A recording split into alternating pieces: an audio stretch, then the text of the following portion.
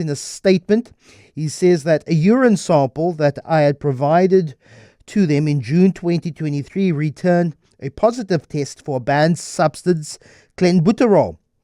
He says there's nothing sinister at play and that the substance is found in his nasal spray. In fact, his wife, Ivor Ristic, said in a statement he has hectic sinus and was using a spray to release the tension that he was feeling in his nose. CEO of the Institute for Drug-Free Sport, Khalid Galant, joins me now. They were the organization that issued the positive notice to Elton Jantjies. Let's start with the benefit of the doubt, Khalid. Let's start with how present is Clenbuterol in nasal spray, over-the-counter nasal spray to ease congestion? Good morning. Good morning to you and your listeners.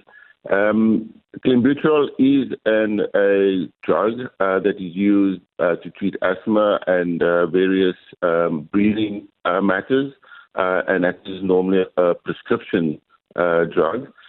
So it could possibly be an avenue where he used the nasal spray, but that is up to Elton Jantjies to prove the source of how the Clenbuterol entered his substance. So I don't want to speculate on the various options that how it could have entered his body. Yeah. So what then is the benefit to athletes that would make this particular substance prohibited? Well, I mean, as you mentioned, the Clenbuterol can be used in legitimate drugs for treating asthma. But it's commonly used in terms of what I would say in the underground, sports underground, with bodybuilders as an anabolic agent that is to stimulate more lean muscle growth and increase the fat burning capacity in the body. So it has both a legitimate medical use and an underground type of use.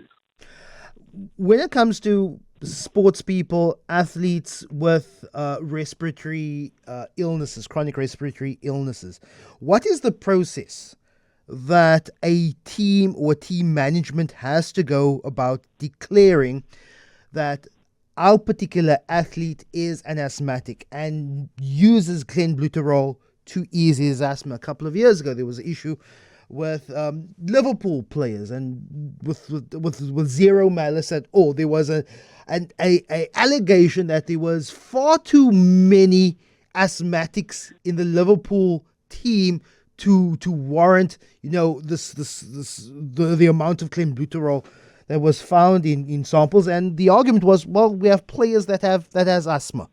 What are the steps that a management has to go to declare whether an athlete uses a particular substance? Correct. You use the word declare. So the athlete or the team medical management cannot just declare that this athlete is asthmatic and is going to use Clenbuterol.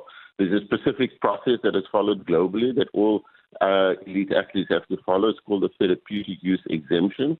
And as the name states, there is an avenue for an athlete to get permission to use a banned substance, but that has to be applied ahead of time. And we have a special commission in South Africa, which is made up of 4 medical doctors, and they independently review both the medical rationale and whether there's a viable alternative to a viable medical alternative that is not banned in sport. So you don't just automatically get to use a banned substance. You have to jump through a few hoops to get the exemption, but you have to do it ahead of time.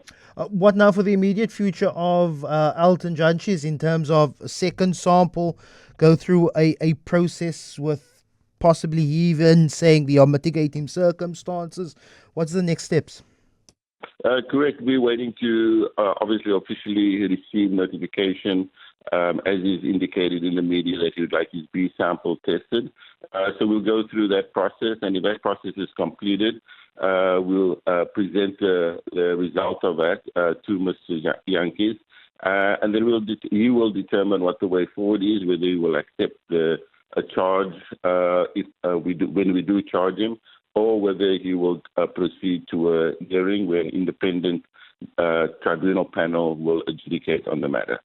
Khalid Galant is the CEO of the Institute for Drug-Free Sport. I feel sorry for Elton Jantjies. The last few years have, particularly in his personal and private life, have not been good. I still rate him as a pretty decent fly-off, particularly when South Africa has needed him the most. This could very much spell the end for a rugby career, and I'd like your thoughts.